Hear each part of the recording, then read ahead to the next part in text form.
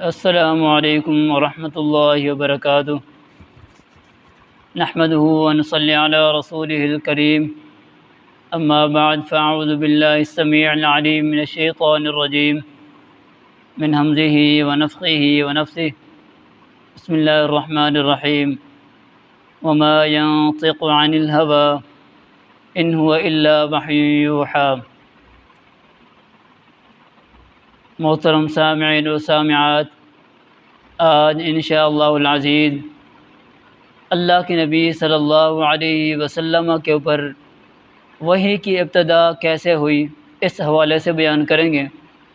صحیح بخاری کے اندر اما عائشہ رضی اللہ تعالی عنہا بیان فرماتی ہیں کہ اللہ کے نبی صلی اللہ علیہ وسلم کے اوپر وحی کی ابتدا جو ہے سچے خوابوں کے ساتھ ہوئی۔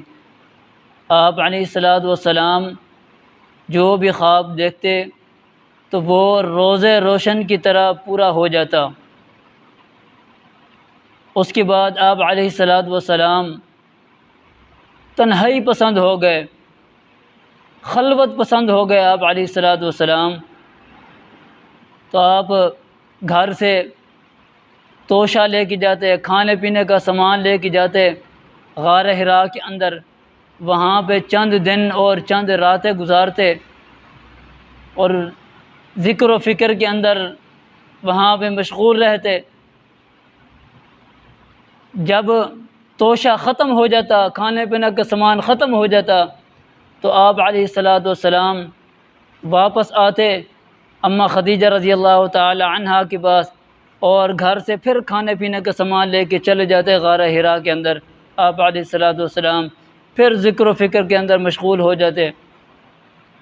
اسی دوران آپ علیہ الصلوۃ والسلام جو ہے غار حرا کے اندر موجود ہیں، تو اللہ کی طرف سے جبرائیل امین فرشتہ جو ہے تشریف لاتے ہیں اور آ کے آپ علیہ الصلوۃ والسلام سے کہتے ہیں اقرأ، اے محمد صلی اللہ علیہ وسلم آپ پڑھیے۔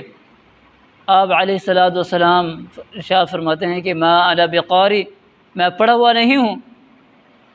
تو جبرائیل امین جو ہے اللہ کے نبی صلی اللہ علیہ وسلم کو بھیجتے ہیں، اور اتنے زبردست طریقے سے بھیجتے ہیں کہ آپ علیہ الصلوۃ والسلام فرماتے ہیں کہ مجھے ایسے محسوس ہوا کہ میری جان نکل جائے گی۔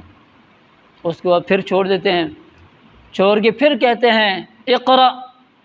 دوسری مرتبہ اللہ کے نبی صلی اللہ علیہ وسلم فرماتے ہیں کہ میں پڑھا ہوا نہیں ہوں۔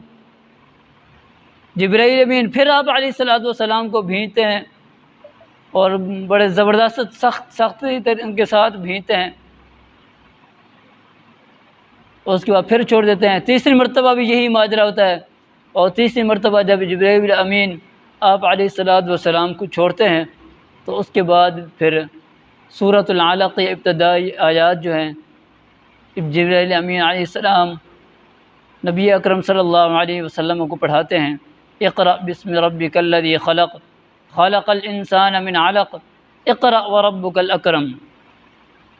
تو جبرائیل علیہ السلام یہ آپ پر وحی نازل کر کے آپ کو یہ آیات پڑھا کے جو چلے جاتے ہیں۔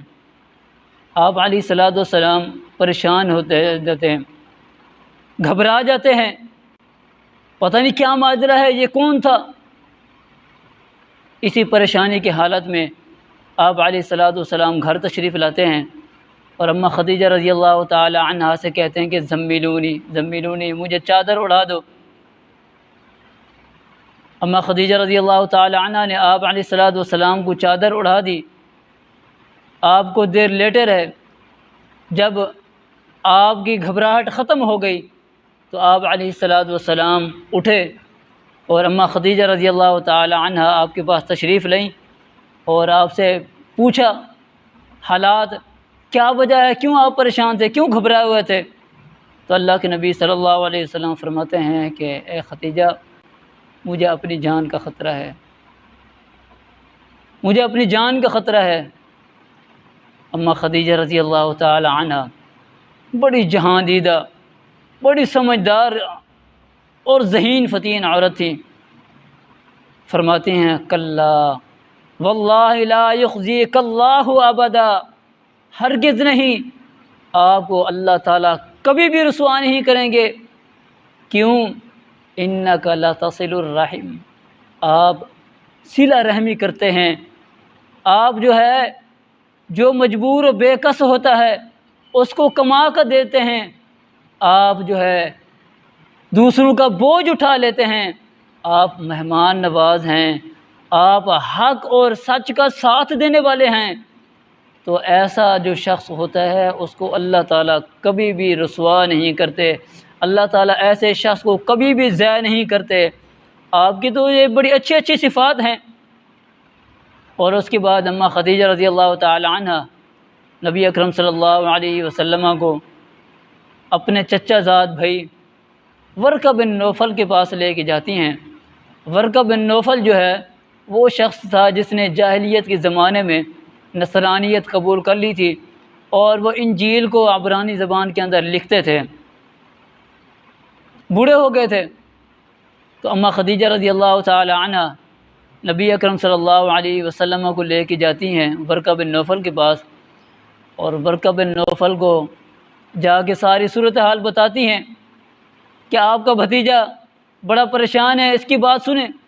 تو ورقہ بن نوفل نے جب آپ علیہ السلام سے سارا واقعہ سنا تو وہ فوراً پکار اٹھا، یہ تو وہی ناموس ہے، یہ تو وہی فرشتہ ہے جو موسیٰ علیہ السلام کے پاس آیا کرتا تھا۔ اور ساتھ ہی فرماتے ہیں، ورقہ بن نوفل کہتے ہیں کہ اے کاش میں اس وقت جوان ہوتا، جب آپ کی قوم آپ کو نکال دے گی، اے کاش کہ میں اس وقت زندہ ہوں تو میں آپ کی بھرپور مدد کروں گا جب آپ کی قوم آپ کو آپ کے علاقے سے نکالے گی۔ آپ علیہ السلام ورقہ بن نوفل کی یہ بات سن کے کہنے لگے، اوا مخرجیہ، کیا میرے رشتہ دار، میری قوم کے لوگ، میرے قبیلے والے، میرے علاقے والے مجھے یہاں سے نکال دیں گے؟ یہ کیسا ہو سکتا ہے؟